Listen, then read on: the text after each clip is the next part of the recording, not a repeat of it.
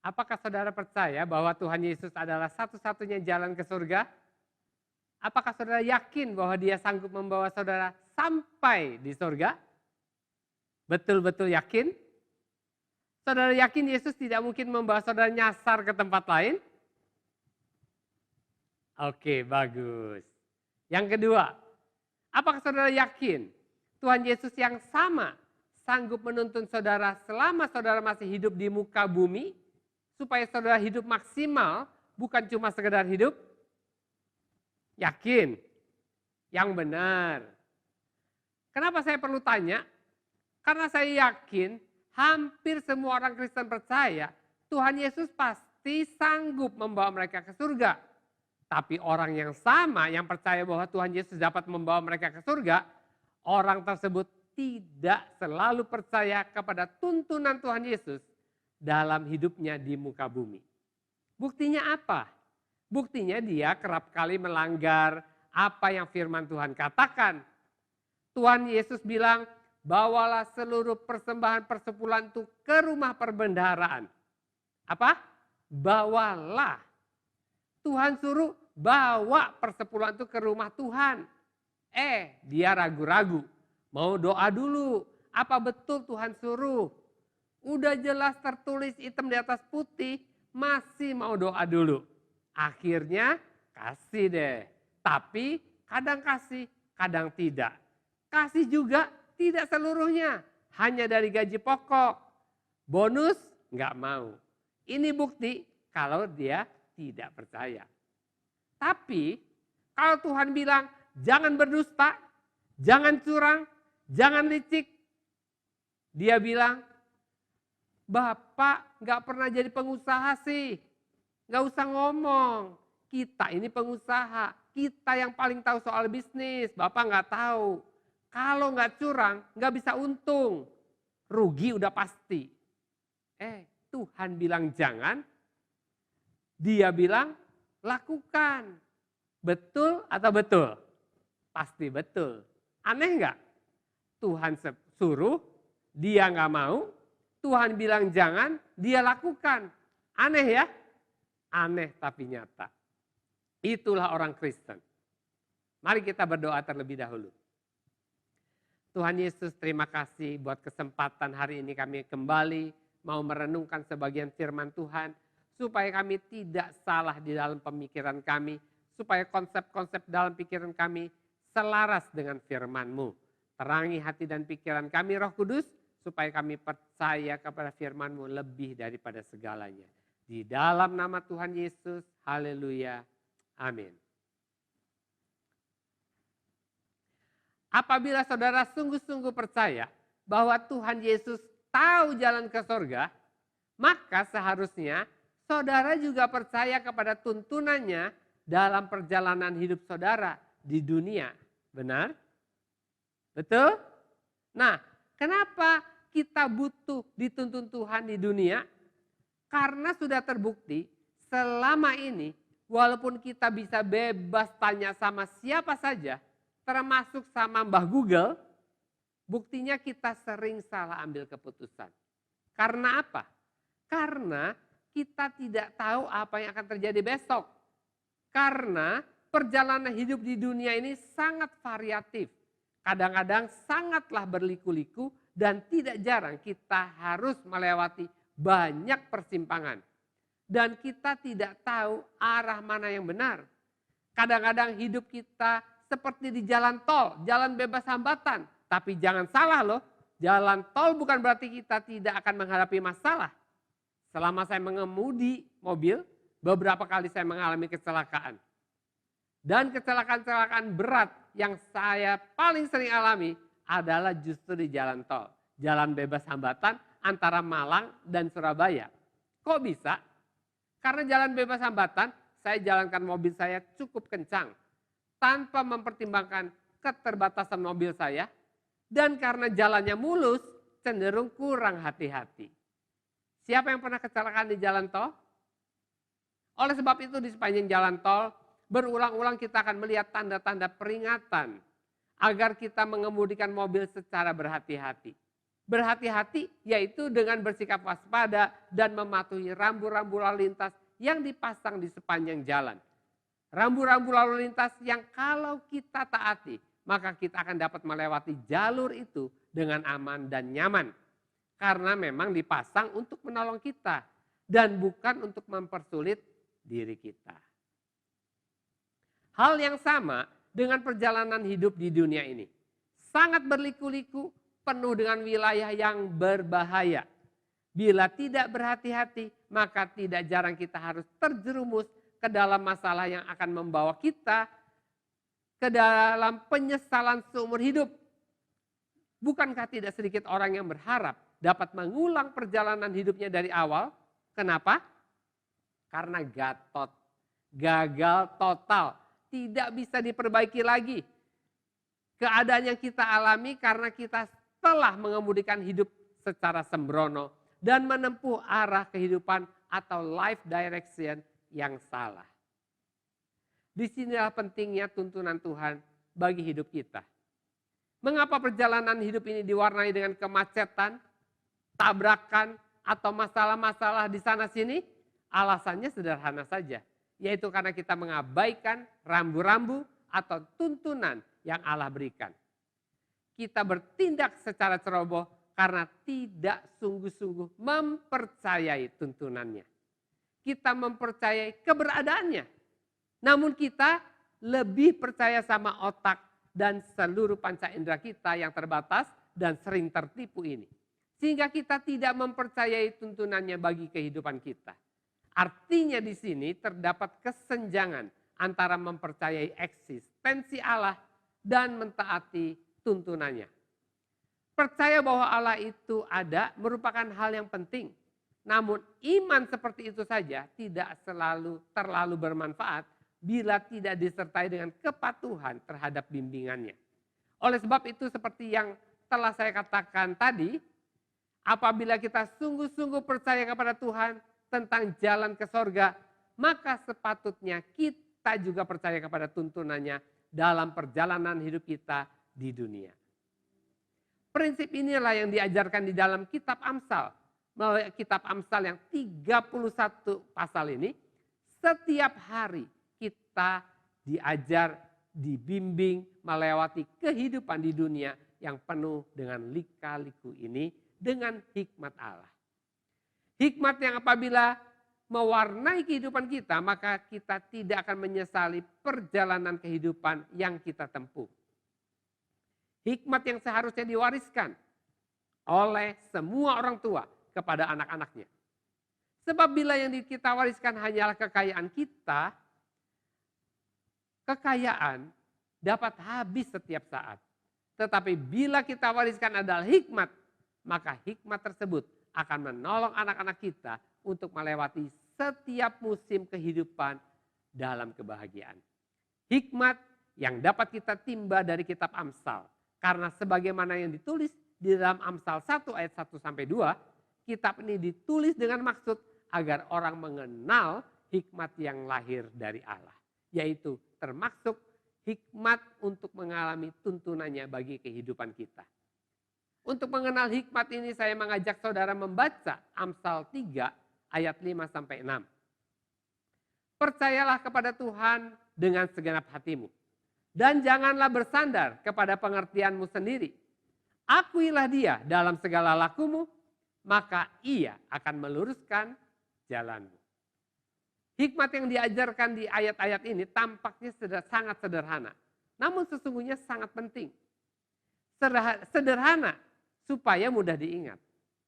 Sederhana supaya mudah dimengerti. Sederhana supaya mudah dilakukan. Namun merupakan kebenaran yang sangat mendasar bagi kehidupan kita. Ingat, tidak semua hal yang nampaknya sederhana adalah hal yang remeh.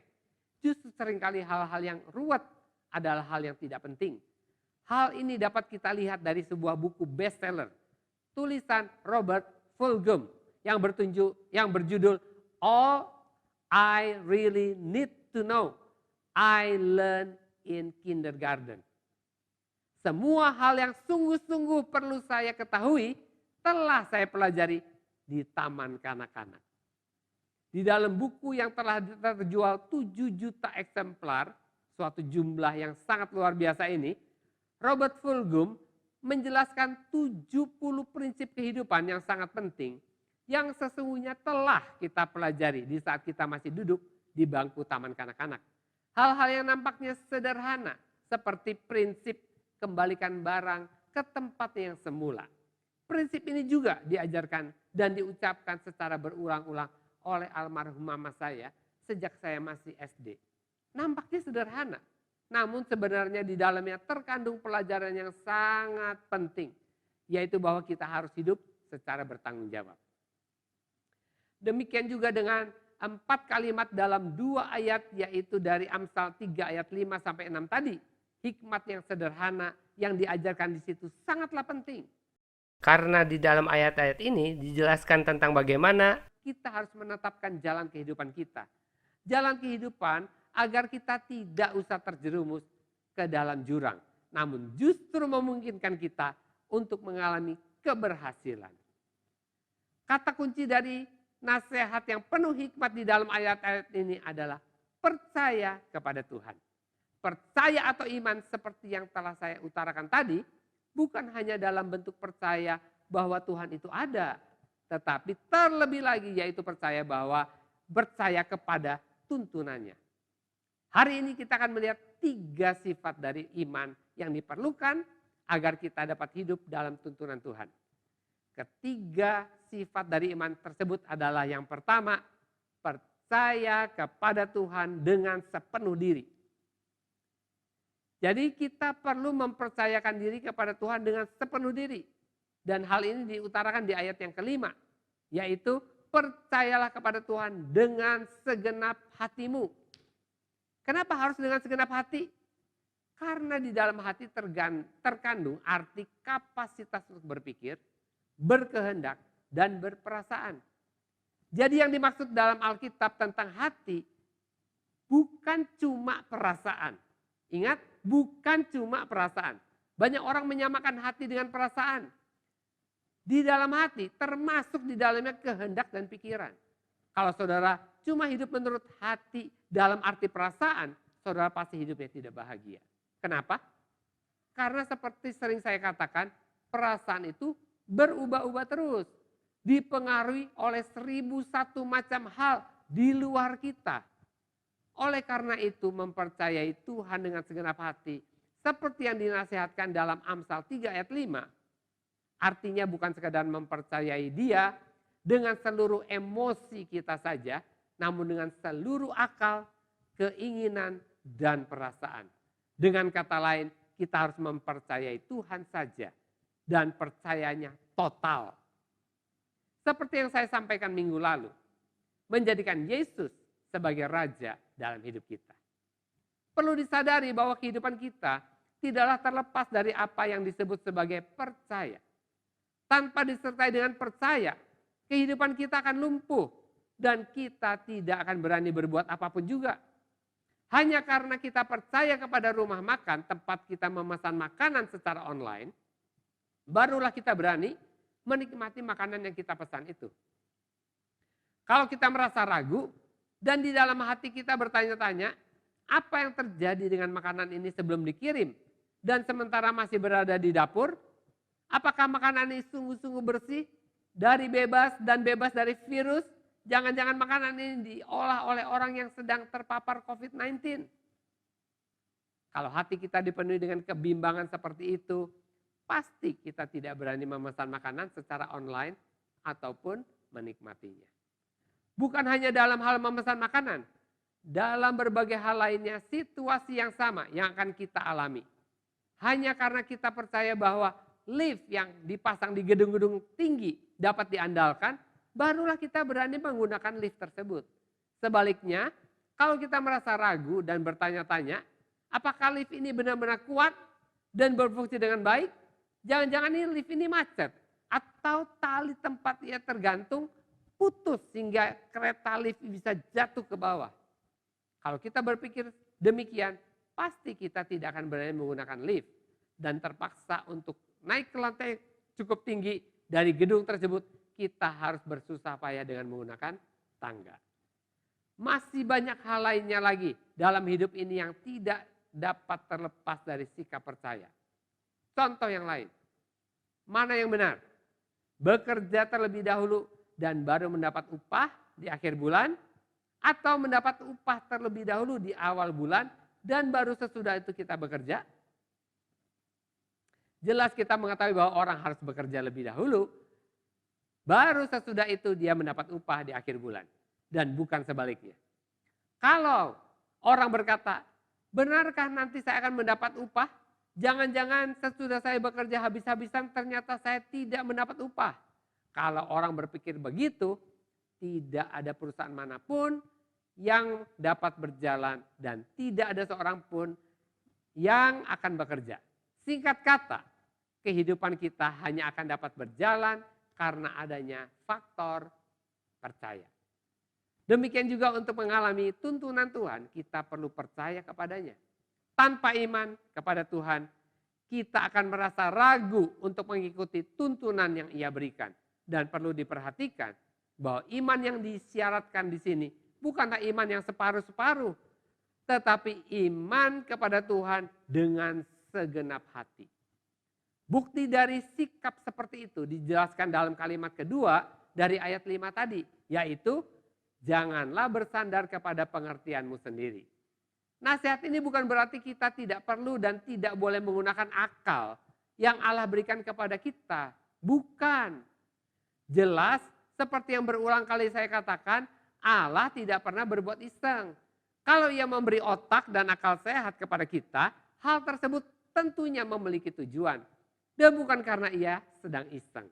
Kemampuan yang perlu kita gunakan dan kembangkan secara bertanggung jawab. Artinya kita harus menggunakan akal kita, namun kita harus percaya dan tunduk kepada tuntunan Tuhan.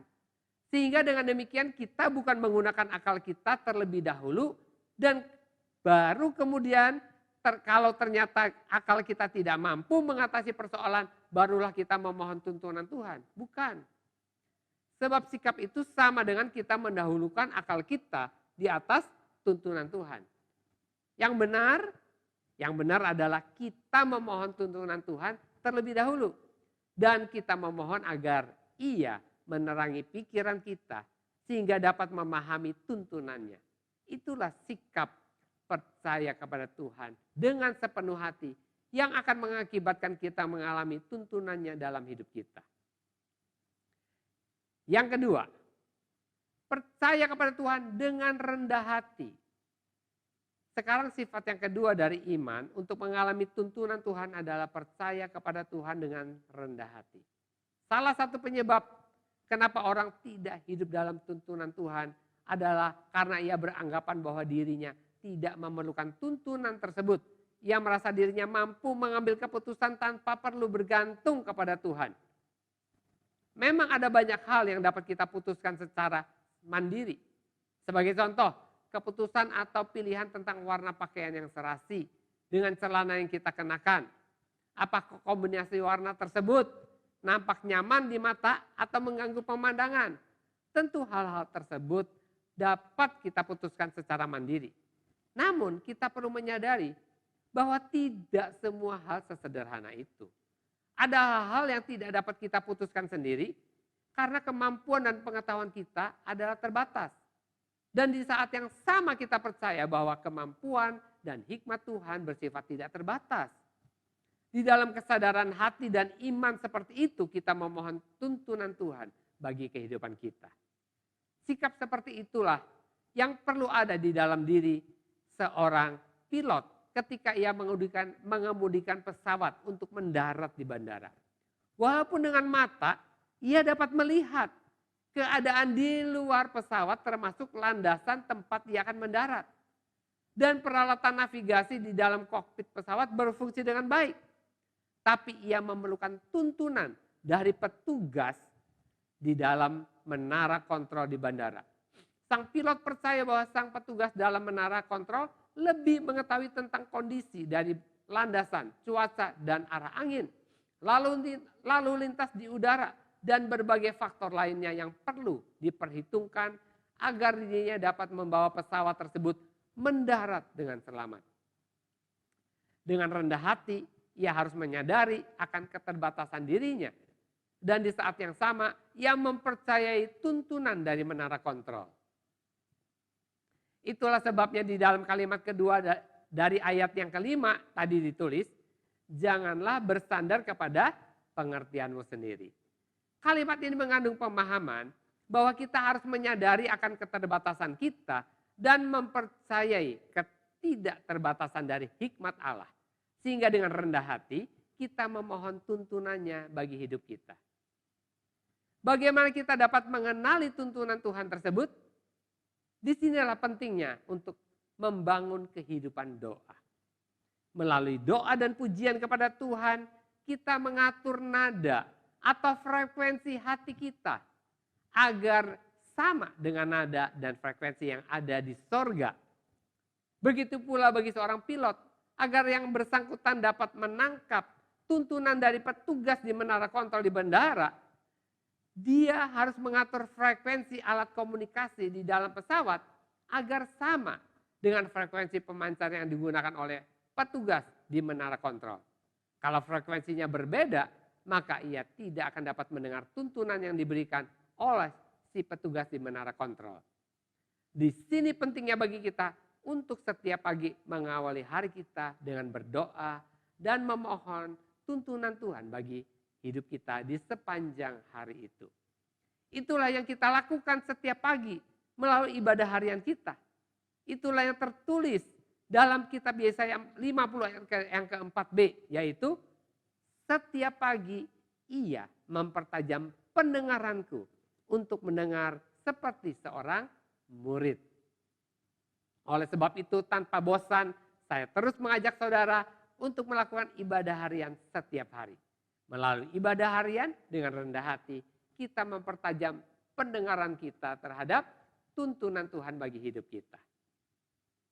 Yang ketiga, percaya kepada Tuhan dengan penyerahan diri. Lebih lanjut, sifat yang ketiga dari iman untuk mengalami tuntunan Tuhan adalah percaya kepada Tuhan dengan penyerahan diri. Hal tersebut diutarakan di ayat yang ke-6, yaitu akuilah dia dalam segala lakumu, maka ia akan meluruskan jalanmu.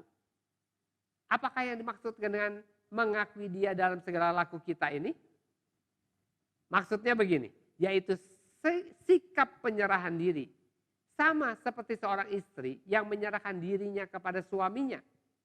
Termasuk penyerahan diri dalam hal keputusan-keputusan yang akan diambil. Ketika ia masih belum menikah, ia dapat mengambil keputusan tanpa harus berunding dengan orang lain. Misalnya ketika ia akan pergi keluar rumah, ia tidak perlu minta izin kepada siapapun juga. Khususnya kalau ia sudah dewasa dan hidup secara mandiri. Namun tidak demikian halnya kalau ia sudah berumah tangga. Ia harus mengakui dan menerima bahwa sekarang dirinya tidaklah sama seperti ketika ia belum menikah. Oleh karena itu tanpa harus diminta terlebih dahulu, ia akan memberitahu suaminya kalau ia akan pergi keluar rumah. Tindakan ini merupakan ekspresi dari pengakuan atau penyerahan dirinya terhadap suaminya. Hal yang sama bagi seorang suami terhadap istrinya juga. Nah, pengakuan atau penyerahan diri kepada Tuhan seperti itulah yang merupakan cerminan dari iman kita kepadanya. Kalau kita sungguh-sungguh percaya kepada Tuhan, maka kita akan menyerahkan diri kita secara total kepadanya. Penyerahan diri yang diistilahkan di ayat 5 tadi sebagai bersandar. Semakin kita percaya kepada Tuhan, maka kita akan semakin bersandar kepadanya. Waktu saudara duduk di kursi yang ada sandarannya, pernah saudara periksa dulu? Jarang ada orang memeriksanya dulu. Dia langsung bersandar karena dia percaya kursi tersebut pasti dapat menopang dirinya. Padahal kursi juga terbatas. Kita berani menyadarkan tubuh kita, tetapi kepada Tuhan yang tidak terbatas, kita seringkali tidak berani menyadarkan hidup kita sepenuhnya. Rata-rata orang percaya hanya bersandar setengah-setengah kepadanya. Kita selalu buat plan B. Takut kalau Tuhan gagal. Jangan-jangan dia tidak mampu. Oleh karena itu sebagai tindakan berjaga-jaga, kalau dia gagal, maka kita tidak berani menyerahkan seluruh masa depan kita ke dalam tangannya. Apa akibatnya? Tidak heran kalau kita jadi merasa kelelahan dalam hidup ini. Karena kita sama seperti orang yang duduk di kursi secara separuh mengambang. Pantatnya nggak nempel di kursi. Begitulah iman kita kepada Tuhan. Merupakan iman yang mengambang. Bukan iman yang sepenuhnya. Dalam banyak hal kita bersikap mengambang kepada Tuhan. Pujian kita kepadanya bersifat mengambang alias separuh hati. Doa kita kepadanya bersifat mengambang alias penuh dengan keraguan-raguan. Ibadah kita kepadanya juga bersifat mengambang alias secara sambil lalu. Persembahan yang kita berikan kepadanya juga bersifat mengambang alias memberi ala kadarnya. Hari ini mari kita mengambil keputusan untuk tidak ragu-ragu mempercayai Tuhan. Maka ia akan meluruskan jalanmu, membawa saudara ke jalan yang tepat. Kita perlu bersyukur Tuhan menyelamatkan kita tidak setengah-setengah, tidak tanggung-tanggung. Sehingga setiap orang yang menerima Yesus sebagai satu-satunya Tuhan, dia pasti tidak akan binasa sampai selama-lamanya. Saya ajak saudara semua untuk berdiam diri sejenak, merenungkan firman ini dan mengambil keputusan untuk mempercayai Tuhan lebih dari segalanya.